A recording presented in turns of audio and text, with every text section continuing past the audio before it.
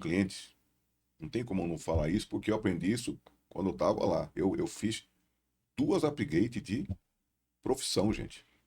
Pessoa você enxergar que a tua profissão daqui a tantos anos não vai existir, vi uma tendência. Uhum. E aí eu sempre observo, nós temos quanto departamento de uma empresa, né? Temos lá o departamento de recursos humanos, de pessoal, que está dentro do recursos humanos, tem lá o financeiro, tem administrativo, né? E temos o departamento operacional que depende do tipo de empresa, Marketing. marketing. E aí eu tenho que dentro do marketing é o departamento gigante, que é o departamento de vendas. Aí eu pergunto para você, departamento de pessoal traz dinheiro? Depende. Eu vou falar igual um economista. Depende. Não traz. A função dele é contratar pessoas. É. Não vai trazer dinheiro, não vende. Dependendo do tipo da contratação, ele até perde, né? Mas ele, não é a finalidade dele. Departamento financeiro, ele contabiliza, gera relatórios. Controla o dinheiro que entrou, mas não Mas faz ele entrar. não traz. Já matamos o segundo. Aí você pega, né? Estoque. Estoque. O estoque parado não vende. Se eu tenho muito estoque, piorou. Mercadoria que não gira, A não dá lucro. mercadoria não fala. Departamento de vendas.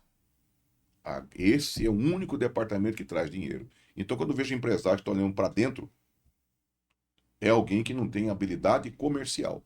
É. Então, ele faz tudo bem feito, mas não consegue fazer a venda. O empresário que olha para fora, ele está diante do departamento que vai trazer recurso financeiro.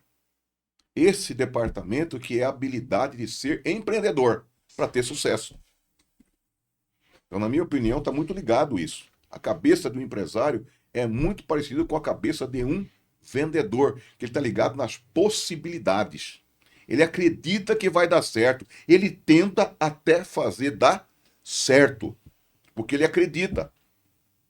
Aí ele começa a olhar para dentro da empresa, aí sim, diante de pessoas, ele vai ter que aprender a liderar. Ele vai ter que aprender, por quê? Se ele não aprender, ele vai perder o quê? Dinheiro. Então, que jeito mais difícil e terrível de aprender perdendo dinheiro? Todo empresário que ajustou a sua empresa perdeu muito dinheiro. Todo aprendizado traz um custo, né? Exatamente. Você perde dinheiro no estoque, você perde dinheiro no treinamento de funcionário, você perde dinheiro em processo errado, né? Você perde Exatamente. dinheiro entrando em segmento que às vezes você não devia ter entrado, né? Então, isso é a vida do empreendedor. É a vida do empreendedor se ele não está dentro da habilidade que Deus deu a ele de ser empreendedor. Quem não é empreendedor, ele vê no empreendimento estresse, que gera pressão alta, não dorme mais, É verdade. entendeu? E quando a pessoa gosta do que ele faz, ele fica empolgado porque esse dia ele venceu vários obstáculos, que esse dia ele conseguiu treinar pessoas, esse dia ele conseguiu ganhar clientes, negociou com fornecedores preços melhores, porque ele gosta do que faz. Do que faz. Então não é um fardo para ele. Entendeu? Então o Miguel aqui, quando foi para a terceira fase, eu vou te mostrar aqui uma visão de futuro que eu tive quando eu estava colocando microprocessador na placa-mãe dos computadores de mesa. Era como se fosse uma bolacha nesse tamanho Sei. preta É. que você colocava lá. Na época a gente colocava, apertava, rachava. Mais um paralelo à minha É. história com a sua. Com 16 anos, com 14 anos eu comecei numa banca de revista. Eu atendia na banca de revista. Então eu lia muito, porque eu saía, não tinha o que fazer, não tinha celular na época, não tinha nada. Então eu ficava lendo. Tudo que eu tinha ali eu lia. Eu lia até história de cowboy, essas coisas, eu lia tudo. Depois eu fui trabalhar numa empresa de informática. Então eu era montador de software. Eu fui Olha só. mais um paralelo. Eu fui montador intuitivo, que eu É. tinha que ganhar dinheiro, então eu montava a máquina. Na hora que você ia colocar o cooler, se quebrava o cristal. 386, 486, aí depois começou a era Pentium, né? E aí surgiu uma invenção chamada ZIF, que era uma base de plástico que você levantava com uma alavanca e encaixava, você descia. ZIF quer dizer o quê? Zero Insert Force. força de inserção zero para colocar o cérebro no computador. Os Pentium começaram com isso. Depois o AMD começou a ter também as placas-mãe AMD. Exatamente. E aí, Miguel teve um dia que teve o chamado insight, que quando você quer muito alguma coisa inovadora, a gente precisa de dentro de cada um ter uma revelação. É verdade.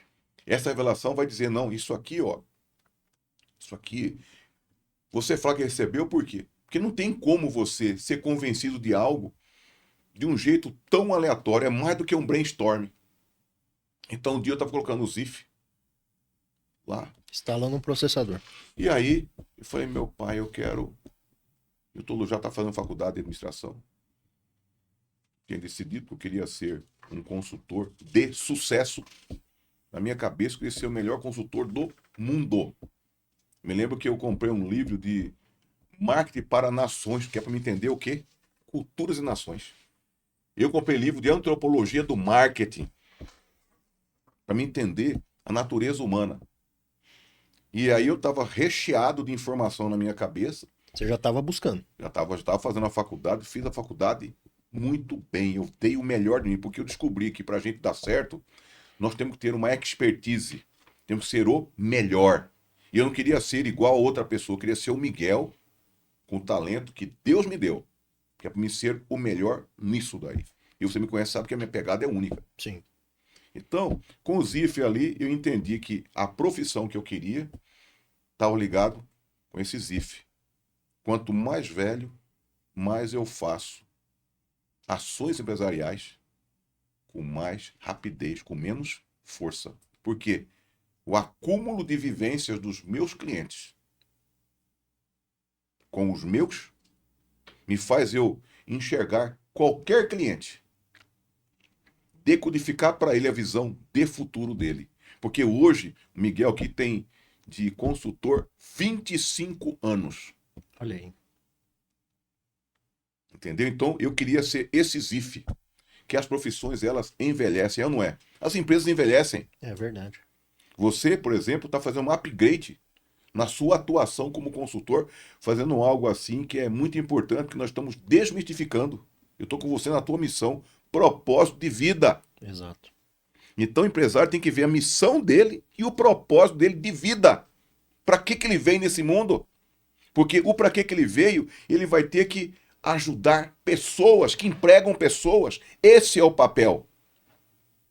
Então, a missão que muitas vezes a gente vê na empresa, ela é muito